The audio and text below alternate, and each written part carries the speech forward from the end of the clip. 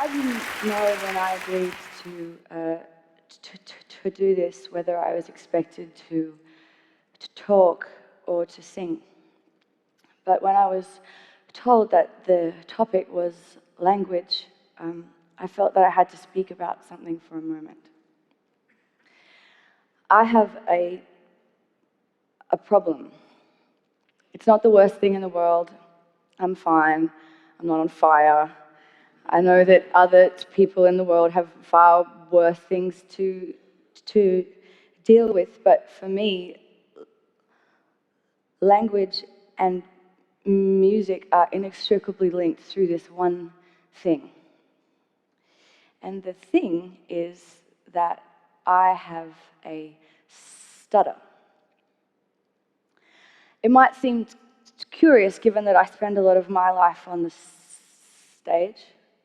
One would assume that I'm comfortable in the public sphere and comfortable here speaking to you guys. But the truth is that I've spent my life up until this point, and including this point, living in mortal dread of public speaking. Public singing, whole different thing. But we'll get to that in a moment. I've never really talked about it before so explicitly. I think that that's because I've always lived in hope that when I was a grown-up, I wouldn't have one.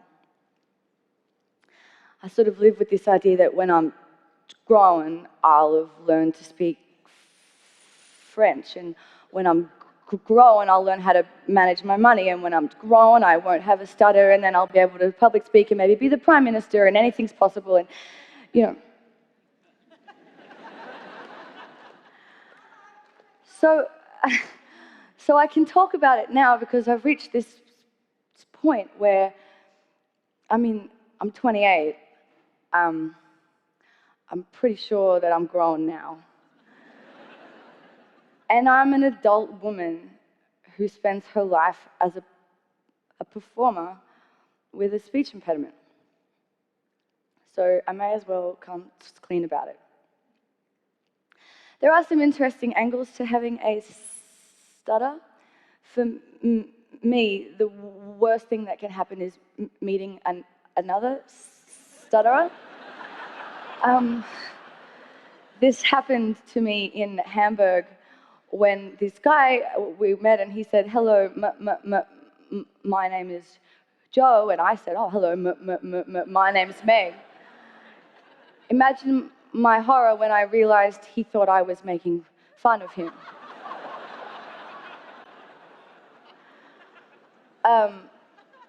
People think I'm drunk all the time. People think that I've forgotten their name when I hesitate before saying it. And it is a very weird thing because proper nouns are the worst. If I'm going to use the word Wednesday in a sentence and I'm coming up to the word and I can feel that I'm going to stutter or something, I can change the word to tomorrow or the day after Tuesday or something else. You know, it's clunky, but you can get away with it.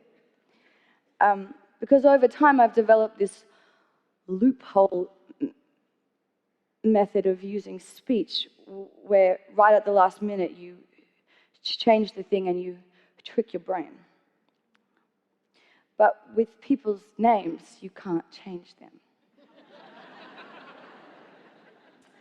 When I was singing a lot of jazz, I worked a lot with a pianist whose name was Steve. As you can probably gather, S's and T's together or independently are my kryptonite.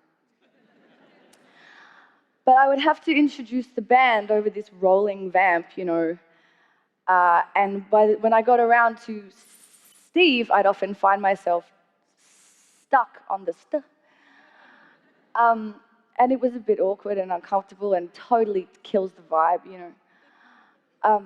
So after a few instances of this, Steve happily became Steve. And we got through it that way. I've had a lot of therapy, and a common form of treatment is to use this technique that's called smooth speech, which is where you almost sing everything that you say. You kind of join everything together in this very sing-song, kindergarten teacher way, and it makes you sound very serene, like you've had lots of Valium, and everything is fine. That's not actually me, you know. And I do use that. I use it when I have to be on panel shows, or when I have to do radio interviews, when the economy of airtime is paramount. I get through it that way, you know, for my job. But as an artist who feels that their work is based solely on a platform of honesty and being real, that feels often like cheating. Which is why before I sing, I wanted to tell you what singing means to me. It's more than making nice sounds, and it's more than making nice songs. It's more than feeling known or understood. It's more than making you feel the things that I feel. It's not about mythology or mythologizing myself to you. Somehow, through some miraculous synaptic function of the human brain, it's impossible to stutter when you sing. And when I was younger, that was a method of treatment that worked very well for me, singing. So I did it a lot. And that's why I'm here today. Thank you.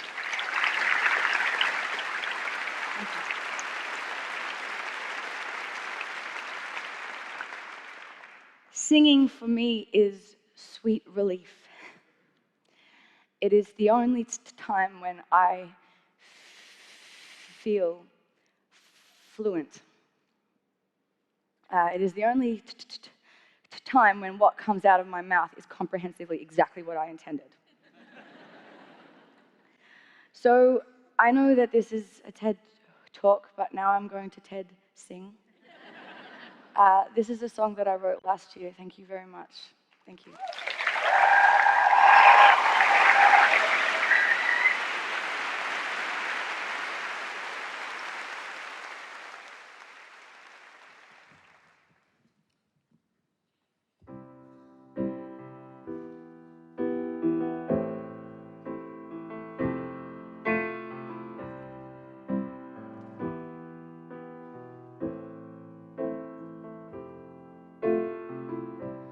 I would be a beauty,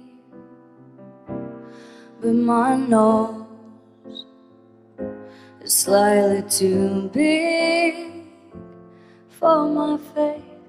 And I would be a dreamer, but my dream is slightly too big for this space. I would be an angel, but my halo, it pales in the glow of your grace. And I would be a joker, but that card looks silly when you play your ace.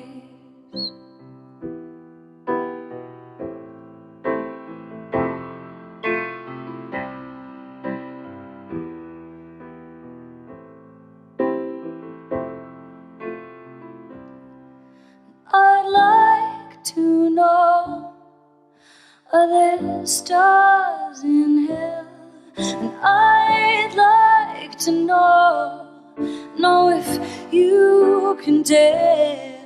They make me lose everything I know that I cannot choose to want or let go.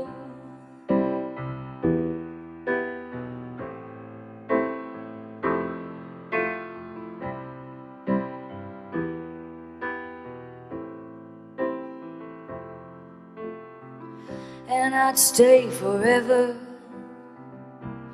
but my home is slightly too far from this place. And I swear I try to slow it down when I'm walking at your pace. But all I could think idling through the cities, do I look pretty in the rain? And I don't know how someone quite so lovely makes me feel ugly. So much shame.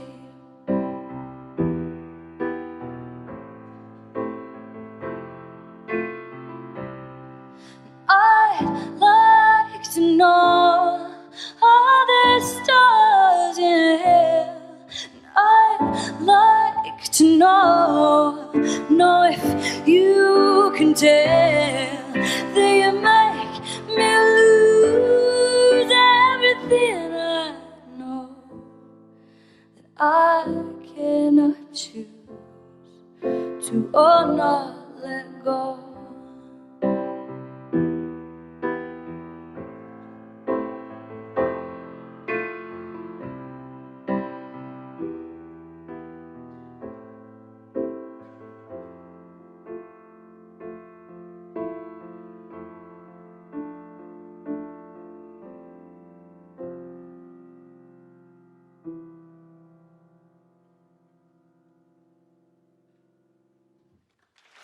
Thank you very much.